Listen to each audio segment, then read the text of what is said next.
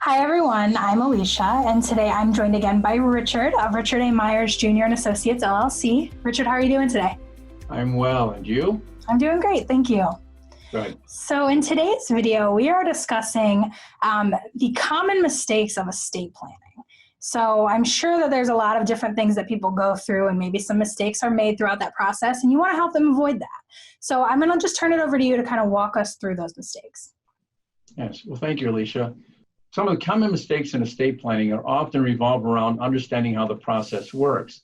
So one of the common mistakes you see people do is do nothing. So they haven't put together any type of a written plan, and they think, well, I haven't done my estate planning, but you have. As we talked about in an earlier video, the state of Ohio has been kind enough to put one together for you. Again, it may not be the one that you like, but it will be one that the state of Ohio has put together. They will name who your, what we call heirs at law. So if I pass away and I haven't made beneficiary designations, or I don't have a will, they will spell out who my beneficiaries are, and they will go all the way down. It's got subtitles all the way down to double T. So it's a very extensive statute, but we try to avoid families having to use that. Believing estate planning is only for the wealthy. So if I don't have millions of dollars, I don't need to do estate planning. Very untrue. We want to make sure even anyone over the age of 18 needs to have an estate plan put together, because once you turn 18, your parents can't make medical decisions for you anymore. So making sure that we've named someone to make medical decisions, naming someone to help with financial decisions. But also when we're doing estate planning is making sure we've got title put together correctly. So do I want the asset to be joint? Do I want it to be, not be joint and have to go through the probate process? Do I want to do pay on death on my bank accounts? What about a transfer on death? Ohio allows us to do what's called a transfer on death deed, so that when I pass away, it will automatically pass to my heirs. So if I have one or two children, that can be a very useful tool to avoid probate by using transfer on deaths. Outright distributions during my lifetime. A lot of people don't think about that as estate planning, but I give some of my estate to my children, and I can watch them enjoy it.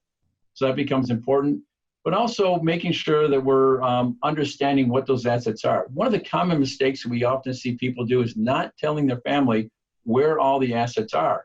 We suddenly have some asset, an annuity or a life insurance policy that nobody knew about, and it could be very valuable, and there's no general index that will let the family find. So as part of that estate planning process, we make sure that we want to go through all the assets. Not that I'm trying to be nosy, but I want to help the family down the road that when we do have that death situation or that illness, we know what assets exist in that person's name so we can deal with them and make sure they're properly distributed.